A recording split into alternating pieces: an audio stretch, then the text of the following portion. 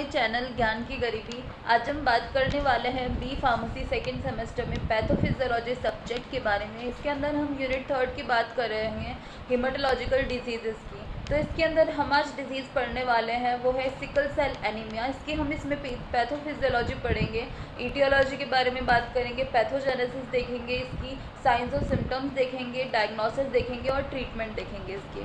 तो इससे पहले इसके जो नोट्स है वो हमने नीचे डिस्क्रिप्शन बॉक्स में इसका लिंक दे दिया है, तो आप वहाँ से जो है डाउनलोड कर सकते हैं। एंड आपने अभी तक हमारे चैनल को सब्सक्राइब नहीं किया तो please subscribe to the channel and hit the bell icon so आपको हमारे चैनल की नोटिफिकेशन मिलते रहें। तो चलिए स्टार्ट करते हैं। तो सबसे पहले सिकल सेल एनीमिया जो है वो किस तरह की डिजीज़ होती है। तो सिकल सेल एनीमिया जो है ऐसा डिसऑर्डर होता है, ये ब्लड का जो है वो डिसऑर्डर होता है और ये इनहेरिटेड जो एबनॉर्मल हेमोग्लोबिन होता है, मतलब अगर एबनॉर्मल हेमोग्लोबिन इनहेरिटेड होता है उसके द्वारा जो है ये कॉज होता है, जो कि एक ऑक्सीजन कैरिंग प्रोटीन होता है रेड ब्लड सेल्स के अंदर।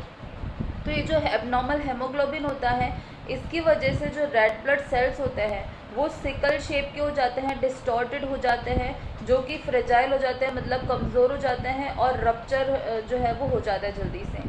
तो जब नंबर ऑफ़ सेल्स जो है रेड ब्लड सेल्स वो जब डिक्रीज़ हो जाते हैं रप्चर के द्वारा, हीमोलाइसिस के द्वारा, तो एनीमिया जो है उससे हो जाता है। तो ये जो कंडीशन होती है इसे बोलते हैं सिकल सेल एनीमिया। इसके नाम से ही हम जो है देख सकते हैं कि सिकल शेप्ड के जो है वो रेड ब्लड सेल्स हो जाते हैं एनीमिया के अंदर। तो उसके बाद में जो है वो उसमें रेड ब्लड सेल्स जो है वो कम होने लगते हैं, तो उसकी वजह से एनीमिया हो जाता है। तो ये जो इर्रेगुलर सिकल सेल्स होते हैं ये फर्दर ब्लड वेसल्स जो है इनको ब्लॉक कर देते हैं, जिससे कि टिश्यू और ऑर्गन डैमेज जो है वो हो जाता है और पेन होता है उससे। इसके बाद इसके हम कॉजेज़ की बात करें तो ये क्यों होता है, ये किस वजह से होता है। तो सिकल सेल एनीमिया जो है ये एक जीन के चेंज होने की वजह से होता है, जो कि हमारी बॉडी को आयरन रिच कंपाउंड जो है वो हीमोग्लोबिन बनाने के लिए बोलता है, जिससे रेड ब्लड सेल्स के अंदर। तो हीमोग्लोबिन जो है ये रेड ब्लड सेल्स को इनेबल करता है, मतलब इसका क्या काम होता है कि ये रेड ब्लड सेल्स को जो है इनेबल करता है कि वो ऑक्सीजन जो है वो पूरे मतलब लंग्स के द्वारा पूरी बॉडी में जो है वो पहुंचाए। तो हीमोग्लोबिन जो कि सिकल सेल एनीमिया से एसोसिएटेड होता है ये रेड ब्लड सेल्स को जो है वो रिजिड बनाता है, स्टिकी बनाता है और उसकी शेप भी जो है वो चेंज कर देता है। तो जब चाइल्ड जो है उसको अफेक्ट होने के लिए क्या ज़रूरी होता है कि दोनों मदर और फादर जो है उसमें एक एक कॉपी होनी चाहिए सिकल सेल जीन की, जिसे बोलते हैं सिकल सेल ट्रेट। मतलब दोनों ही उसके जो मदर फादर होते हैं उन दोनों में ही जो है ये होना चाहिए सिकल सेल ट्रेट, जो कि दोनों जो है वो अपनी कॉपीज़ पास करते हैं चाइल्ड को, तभी जो है चाइल्ड अफेक्ट होता है सिकल सेल एनीमिया से।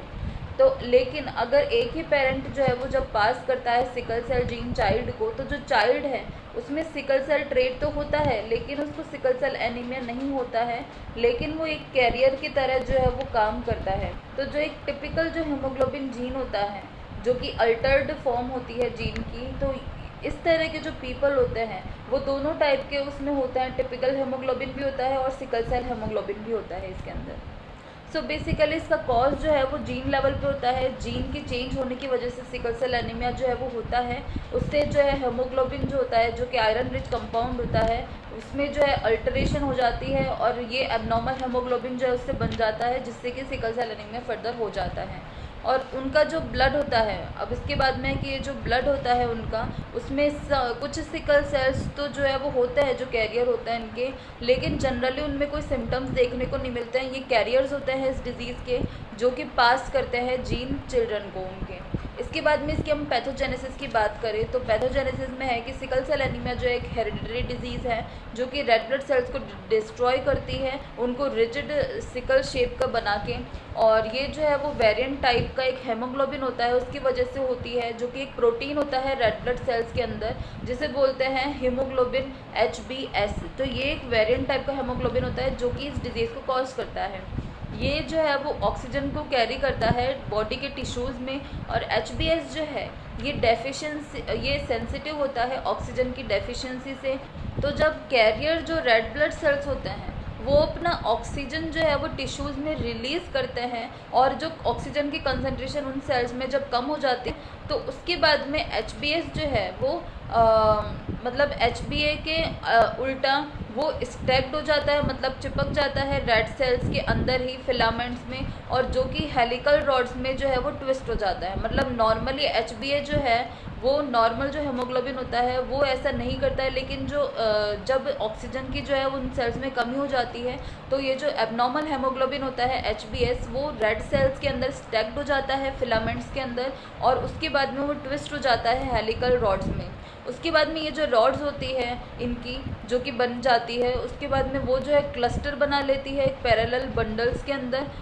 उसकी वजह से जो सेल्स होते हैं वो इलोंगेट हो जाते हैं, जिसके बाद में सेल्स जो हैं वो रिजिड हो जाते हैं और सिकल शेप के हो जाते हैं। तो ये जो फिनोमिना होता है वो रिवर्सिबल होता है कुछ हद तक। जब सेल्स जो है वो ऑक्सीजनेटेड हो जाते हैं तो उसके बाद में ये रिवर्सिबल हो जाता है, और रिपीटेड लेकिन अगर सिकलिंग हो जाती है तो उससे इरिवर्सिबल डिस्टॉर्शन भी जो है वो रेड सेल्स का हो सकता है। तो ये जो सिकल शेप्ड सेल्स होते हैं वो स्मॉल ब्लड सेल्स के अंदर भी क्लॉग्ड हो जाते हैं, और उसकी वजह से माइक्रो जो सर्कुलेशन होता है, माइक्रो सर्कुलेशन, उसमें ऑब्स्ट्रक्शन आ जाता है, और उसके बाद में डैमेज हो जाता है उसमें, और डिस्ट्रक्शन हो जाता है कई टिश्यूज़ का। इसके बाद में हम इसके साइंस और सिम्टम्स की बात करें तो मेजर फीचर्स और सिम्टम्स जो सिकल सेल एनीमिया में जो देखे जाते हैं वो है फटीग और एनीमिया, दूसरा है पेन क्राइसिस, तीसरा है डेक्टाइलिटिस मतलब स्वेलिंग और इन्फ्लामेशन हो जाता है हैंड्स या फीट में, और आर्थराइटिस, और बैक्टीरियल इन्फेक्शंस भी हो जाते हैं, लेग अल्सर्स भी हो जाते हैं, लंग और हार्ट इंजरी भी हो जाती है, आई डैमेज हो सकता है, और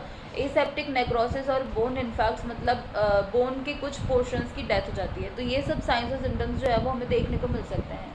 इसके बाद में हम इसके डायग्नोसिस की बात करें कि क्या क्या इसमें टेस्ट किए जाते हैं इसको पता लगाने के लिए, तो जब एबनॉर्मल सिकल शेप्ड सेल्स जो होते हैं ब्लड के अंदर वो जो है वो माइक्रोस्कोप में आइडेंटिफाई किए जाते हैं, तो उसके बाद में जो है टेस्टिंग होती है वो टिपिकली ब्लड का जो स्मीयर होता है उसके ऊपर करी जाती है एक स्पेशल लो ऑक्सीजन प्रिपरेशन को यूज़ करके, इसे हम बोलते हैं सिकल प्रेप। इसके बाद में कुछ दूसरे प्रिपरेशन टेस्ट भी जो है वो किए जाते हैं एबनॉर्मल हीमोग्लोबिन एस को डिटेक्ट करने के लिए, जिसमें आते हैं सॉल्युबिलिटी टेस्ट जो कि ब्लड सॉल्यूशंस की ट्यूब्स में परफॉर्म किए जाते हैं। तो ये डिजीज़ जो है वो कंफर्म की जाती है स्पेसिफिकली हीमोग्लोबिन के टाइप को इवैल्यूएट करके हीमोग्लोबिन इलेक्ट्रोफोरेसिस को यूज़ करके।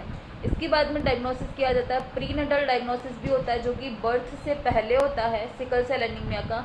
ये पॉसिबल होता है अमीनो सेंटेसिस और या फिर कॉर आयोनिक विलस सैम्पलिंग को यूज़ करके। ये जो है वो टेस्ट किए जाते हैं जो कि बर्थ से पहले होते हैं। तो ये जो सैंपल होते हैं इसको बाद में टेस्ट किया जाता है डीएनए एनालिसिस के लिए फीटल सेल्स के। इसके बाद में एक टेस्ट आता है हीमोग्लोबिन इलेक्ट्रोफोरेसिस टेस्ट। ये प्रिसाइजली आइडेंटिफाई करता है हीमोग्लोबिन को ब्लड के अंदर, उनको सेपरेट करके मतलब अलग अलग टाइप के जो हीमोग्लोबिन होते हैं उनको सेपरेट कर देता है ये टेस्ट।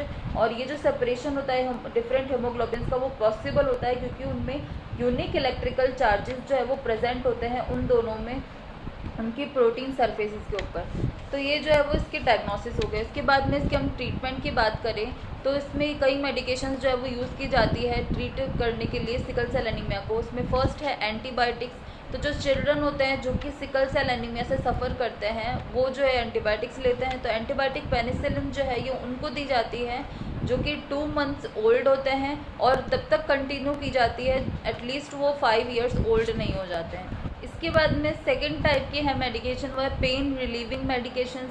तो पेन को रिलीव करने के लिए कुछ पेन किलर्स जो है वो भी प्रेफर की जाती है जैसे non steroidal anti inflammatory drug. इसके बाद में नेक्स्ट टाइप की मेडिकेशन है हाइड्रोक्सी यूरिया।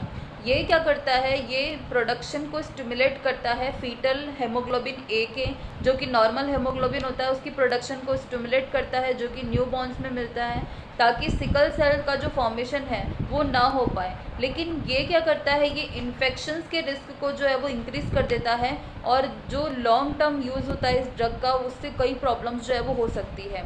तो ये जो है प्रेगनेंसी में अवॉइड करना चाहिए। इसके बाद में नेक्स्ट टाइप की मेडिकेशन है वैक्सीनेशंस इन्फेक्शंस को प्रिवेंट करने के लिए। तो ये जो है बहुत ज़्यादा सिग्निफिकेंट होती है सारी तरह की डिजीज़ेस को प्रिवेंट करने के लिए छोटे बच्चों में। तो न्यूमोकॉकल और एनुअल फ्लू शॉट जो है ये इंपॉर्टेंट वैक्सीनेशंस होते हैं एडल्ट्स के लिए सिकल सेल एनीमिया के अगेंस्ट में।